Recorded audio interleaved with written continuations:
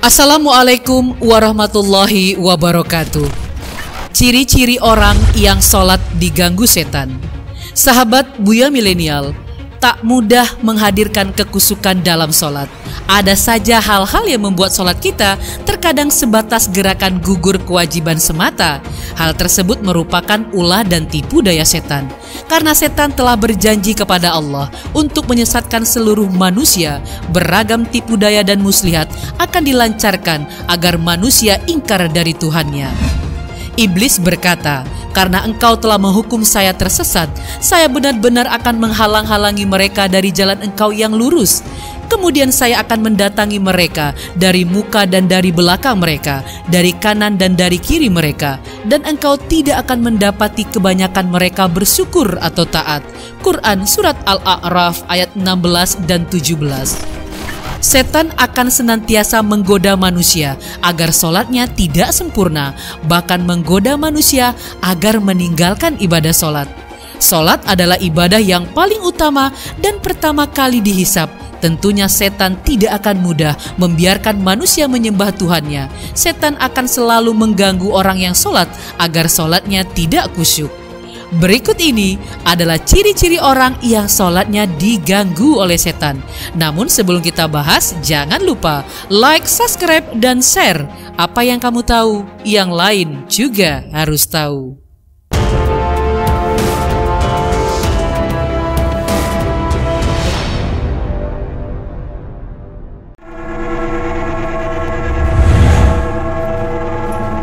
Tidak konsentrasi saat sholat. Di dalam sholat terkadang berseliweran pikiran-pikiran sehingga mengurangi konsentrasi sholat. Di antara gangguan yang datang ketika sholat, misalnya HP berdering, perasaan setrika lupa dimatikan, memikirkan kendaraan yang sedang diparkir karena takut hilang, dan banyak lagi. Dalam sebuah hadis yang diriwayatkan oleh Aisyah radhiyallahu anha, ia berkata, "Saya bertanya kepada Rasulullah tentang hukum menengok ketika sholat. Rasulullah SAW menjawab, itu adalah curian setan atas sholat seorang hamba." Hadis riwayat Bukhari. Salah seorang sahabat, yaitu Utsman bin Abil As radhiyallahu anhu, beliau datang kepada Nabi SAW mengadukan gangguan yang dia alami ketika sholat.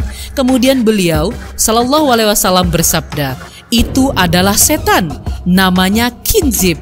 Jika kamu merasa diganggu, mintalah perlindungan kepada Allah dari gangguannya dan meludahlah ke kiri 3 kali." Kata Utsman, "Aku pun melakukannya. Kemudian Allah menghilangkan gangguan itu dariku." Hadis riwayat Muslim.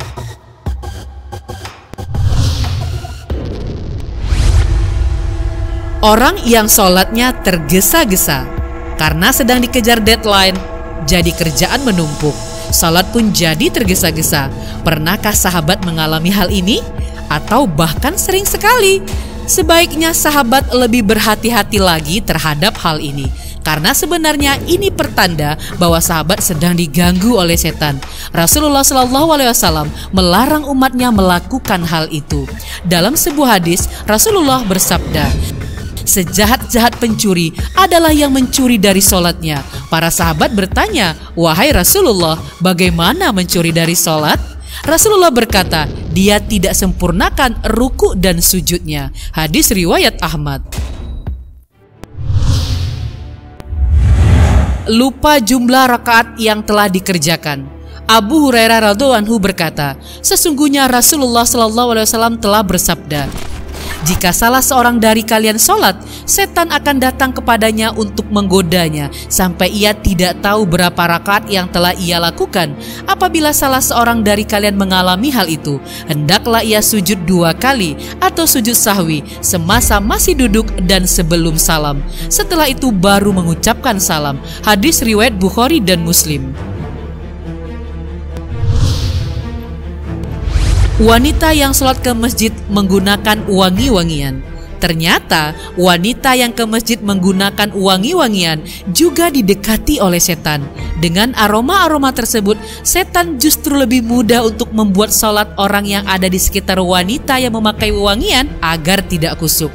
Menggunakan wewangian saat ke masjid adalah salah satu perbuatan yang Rasulullah larang. Rasulullah bersabda yang artinya, jika salah satu dari kalian para wanita hendak ke masjid, maka janganlah sekali-kali menyentuh wewangian. Hadis riwayat Muslim. Syekh Abu Said Al-Jazairi dalam bukunya Tauji An-Nazar ila Ahkam Al-Libas wa Zina wan Nazar halaman 75 mengatakan, jika seorang muslimah tidak mengenakan parfum ketika keluar rumah, namun anak yang dia gendong diberi parfum, maka muslimah tersebut telah melakukan hal yang terlarang karena munculnya wangi yang semerbak dari arah dirinya. Ibnu Hajar Al-Asqalani mengatakan, dianalogikan dengan minyak wangi, yaitu yang terlarang dipakai oleh muslimah ketika hendak keluar rumah. Segala hal yang semisal dengan minyak wangi, sabun wangi, dan lain-lain. Karena penyebab dilarangnya wanita memakai wangi-wangian adalah sesuatu yang menggerakkan dan membangkitkan syahwat. Fathul Bahri. Orang yang was-was ketika sholat. Saat mulai membaca takbiratul ihram, Allahu Akbar, ia ragu apakah takbir yang dilakukannya itu sudah sah atau belum sah, sehingga ia langsung mengulanginya lagi dengan membaca takbir. Peristiwa itu terus-menerus terulang, terkadang sampai imamnya hampir ruku. Ibnul Qayyim rahimahullah berkata, termasuk tipu daya setan yang banyak mengganggu mereka adalah was-was dalam bersuci atau berwuduk dan niat atau saat takbiratul ihram dalam sholat. Was-was itu membuat mereka tersiksa dan tidak tentram. Jika mengalami ini, sahabat patut waspada karena sebenarnya sahabat tengah diganggu setan yang menggoda. Di antara tujuan iblis adalah agar orang itu merasa bosan dan keberatan dalam melakukan ibadah, kemudian dia tinggalkan. Atau setidaknya perbuatan seperti ini termasuk takaluf, yaitu membebani diri yang terlarang. Dari Abu Hurairah radhiyallahu anhu, Nabi SAW bersabda, sesungguhnya agama itu mudah. Tidaklah seseorang memberat-beratkan dirinya dalam beragama kecuali dia akan terkalahkan. Hadis riwayat Bukhari dan An-Nasa'i. Mengingat sesuatu yang tadinya lupa.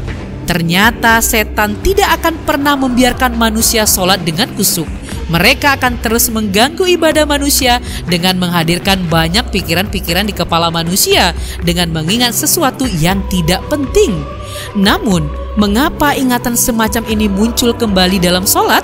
Seolah ada saja yang sengaja mengingatkannya. Ternyata setan mengingatkan ketika sholat.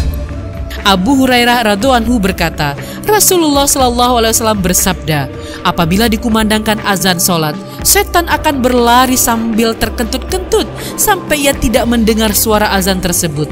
Apabila muazin telah selesai azan, ia kembali lagi, dan jika iqamah dikumandangkan, ia berlari. Apabila telah selesai iqamah, dia kembali lagi. Ia akan selalu bersama orang yang sholat, seraya berkata kepadanya, ingatlah apa yang tadinya tidak kamu ingat, sehingga orang tersebut tidak tahu berapa rakaat ia sholat. Hadis riwayat Bukhari.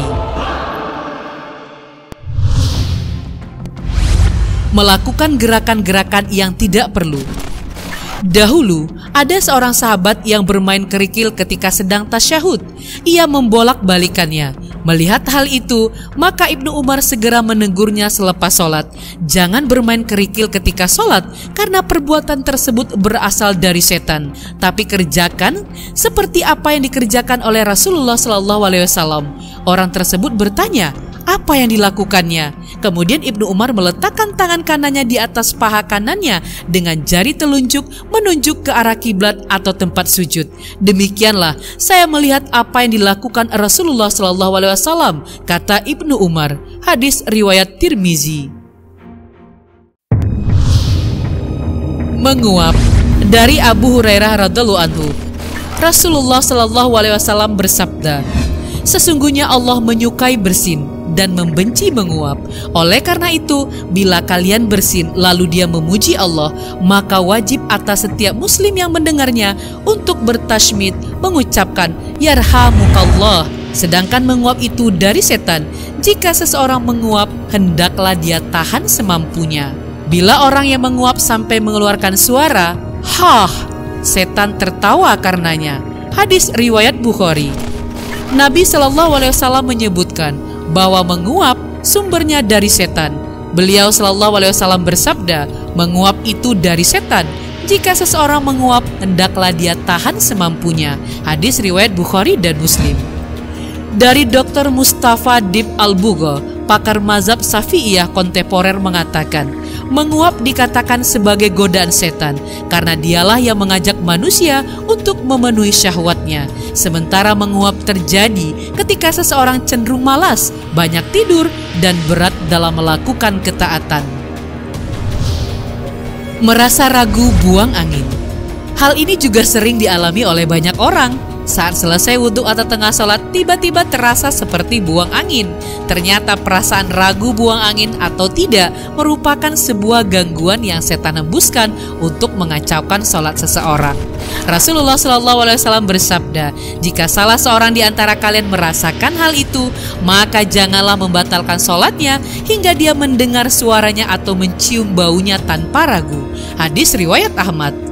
Jika ia yakin bahwasanya telah keluar angin dengan adanya suara atau bau atau hal lain yang meyakinkan tentang keluarnya hadas tersebut, maka Nabi Shallallahu Alaihi Wasallam menjawabnya tatkala ditanyakan sebuah persoalan tentang seorang yang mendapati sesuatu dalam sholatnya. Janganlah ia berpaling, membatalkan sholatnya sampai ia mendengar suara atau mendapati baunya.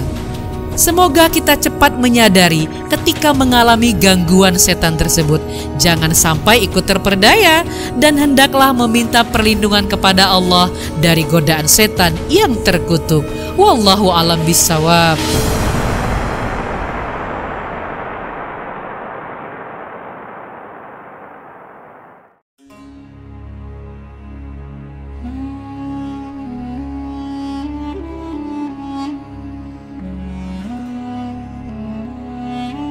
Ibadah sholat adalah ibadah yang dilakukan oleh setiap muslim.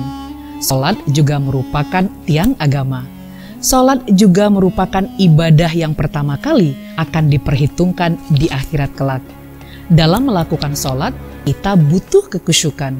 Memang tidak mudah menghadirkan kekhusyukan di dalam sholat. Bahkan bagi sebagian orang, sholat seperti hanya sebagai penggugur kewajiban semata. Setan seringkali menggoda ketika kita melakukan sholat, seperti mengantuk, bersin, mengingat sesuatu yang terjadi sebelum kita sholat, dan lain sebagainya. Dan itu adalah bentuk dari godaan setan. Agar sholat kita khusyuk, ulama menganjurkan untuk kita beristighfar sebelum kita sholat. Karena dengan istighfar akan membuat pikiran kita menjadi lega, menghilangkan pikiran-pikiran buruk, dan semakin menguatkan keimanan kita. Semoga para sahabat Buya Milenial bisa menjaga kekhusyukan di dalam sholat agar terhindar dari godaan setan. Demikian saja, semoga bermanfaat. Fastabiqul khairat, bilai taufik wal hidayah. Assalamualaikum warahmatullahi wabarakatuh.